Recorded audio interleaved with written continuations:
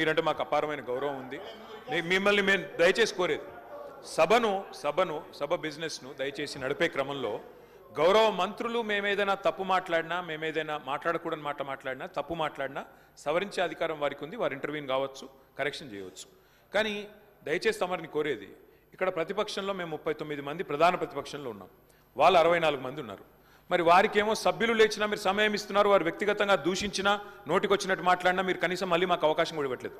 మొదలు demand sir, దయచేసి కడియం శ్రీహరి గారి పట్ల వారు చేసిన అనుచిత వ్యాఖ్యలను తొలగించండి రికార్డుల నుంచి, దయచేసి వారిని ఉపసంహరించుకోమని చెప్పి కూడా నా విజ్ఞప్తి నెంబర్ 1.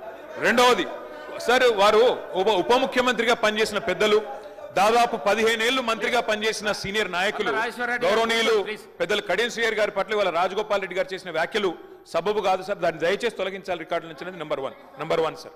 రెండవది రాజగోపాల్, మీరు కూడా ఒకటి సార్, ఒక విషయం మాకు క్లియర్గా చెప్పండి. మా సభ్యులు లేచి అడిగితే మరి సభ్యులకైతే ఒకటే హక్కు ఉంటుంది సార్, అందరి సభ్యులకు 119 మంది సభ్యులకు ఒకటే రకమైన హక్కు ఉంటుంది.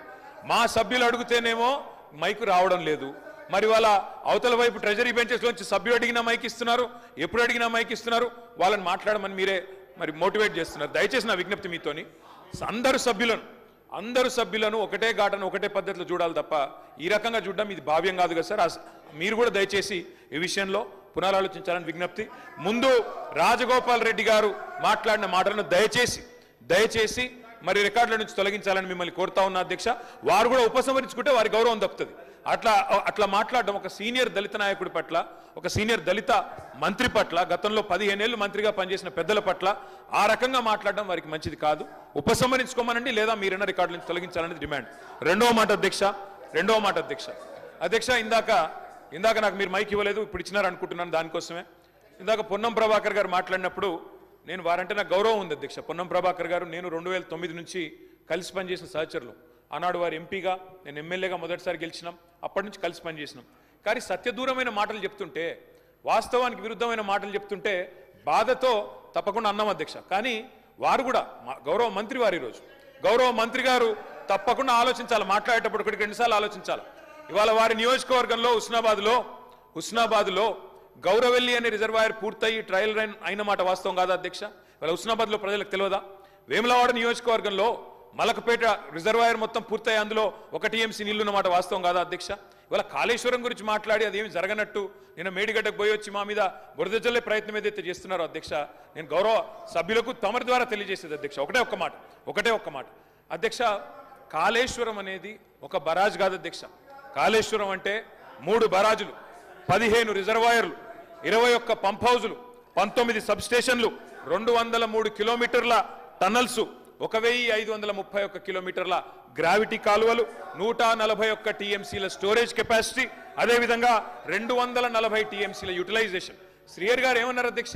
శ్రీహరి గారు ఒకటే మాట అన్నారు, స్టెబిలైజేషన్ కూడా తీసుకోవాలి ఒక ప్రాజెక్టులో.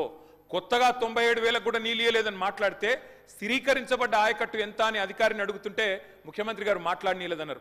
గొప్ప ఉదాహరణ నా నియోజకవర్గం అధ్యక్ష. మా దగ్గర అప్పర్ మానేర్ అనే ప్రాజెక్టు నిజాం టైంలో కట్టినారు అధ్యక్ష, 45లో కట్టినారు.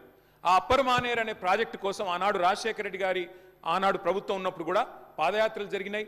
దాన్ని ఎప్పటికప్పుడు స్థిరీకరించాలని నింపాలనే ప్రయత్నాలు జరిగినాయి. కానీ ఎప్పుడు నింపబడ్డది అధ్యక్ష? మొత్తానికి మల్లన్న సాగర్ కట్టిన తర్వాత, మల్లన్న సాగర్ నుంచి వచ్చే కాలువ ద్వారా ఎప్పుడైతే కూడవెల్లిలోకి నీళ్ళు వచ్చినాయో, కూడవెల్లి వాగులోకి ఈరోజు ఏప్రిల్లో ఎర్రటి ఎండల్లో కూడా మా మిడ్ మానేరు, మా అప్పర్ మానేరు ఎండుతున్న మాట వాస్తవమా కాదా?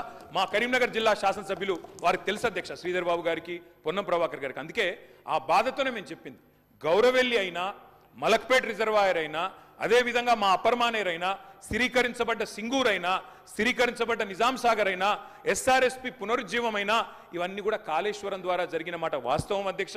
అందుకే గౌరవ మంత్రి గారిని, ప్రభాకర్ గారంటే నాకు గౌరవం, ఎందుకంటే ఉద్యమ సహచరుడు.